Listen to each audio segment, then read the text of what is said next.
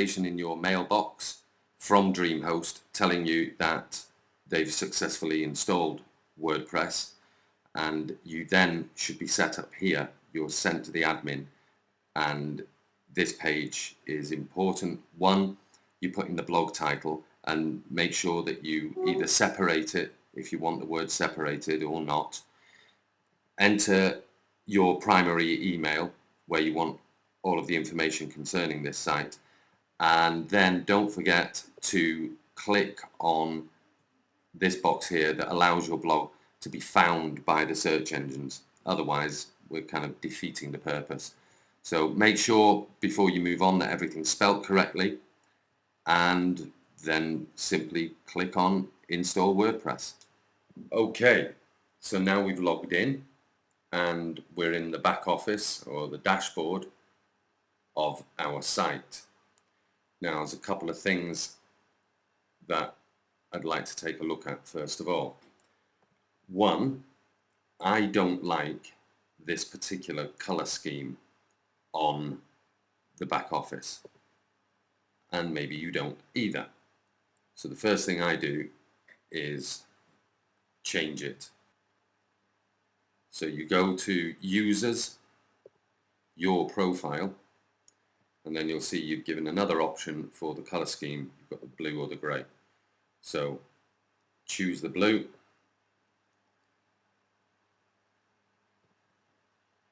and update profile. Now you have this pretty blue color. Next thing is you've got the notice up here about the password. So if you want to go and change it to a password that you're more familiar with, then go and do that. Or if you've already changed it, fine, but if you're going to stick with the password that was sent to you, then just get rid of that. Now then, let's go and have a look at our site. So there it is. Now it may not look like much at the moment, but in the next few minutes we're going to change it into something very attractive indeed. First of all, it's the question of the theme.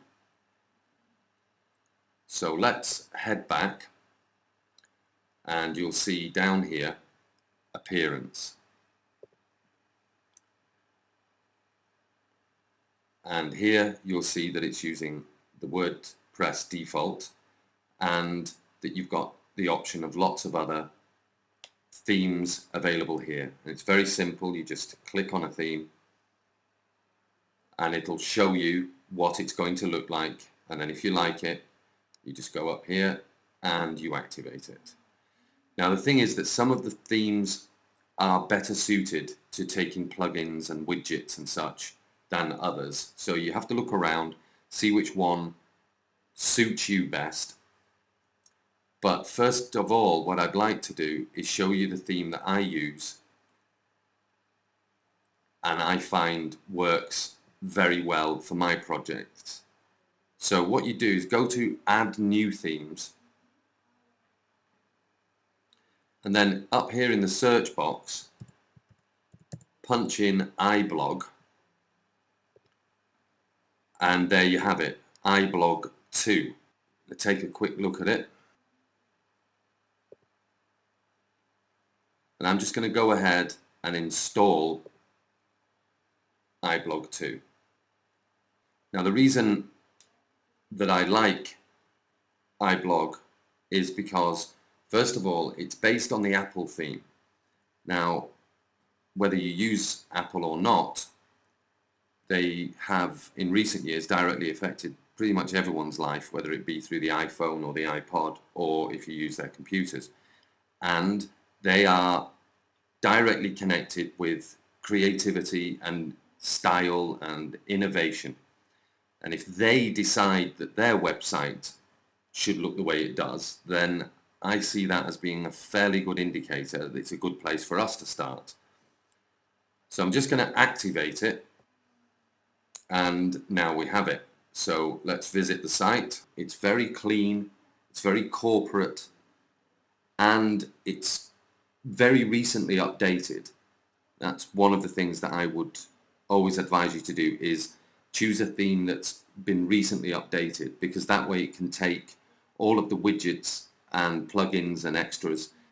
If you find yourself using an older theme, it might not be able to take some of the additions that you want to add later on, and then you have to change your theme. So we've got the theme.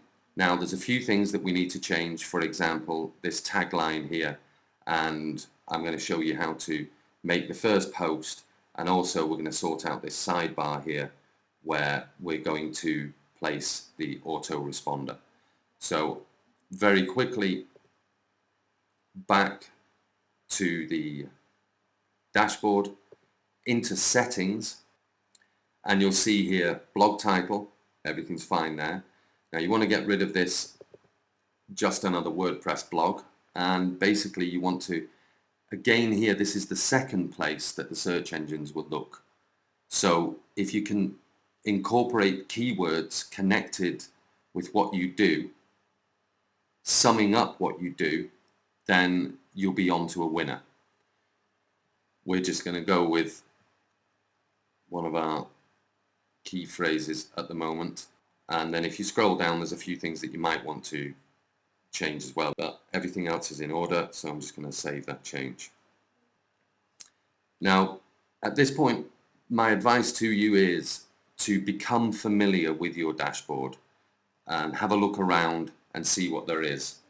We're going to be looking at the plugins and the widgets in another video, but basically understanding your back office is going to make life a whole lot easier when you start getting active. And also don't forget that there's an awful lot of help at wordpress.org and also at wordpress.com, where there's video tutorials, explanations, forums, all sorts of things which they do better than I'll do. So go and familiarize yourself with what they've got on offer, and I'll see you in another video where we'll sort out some of the ammunition that's going to arm us up to the teeth so we can go and storm into that battlefield that is the internet and make sure everyone knows we're there.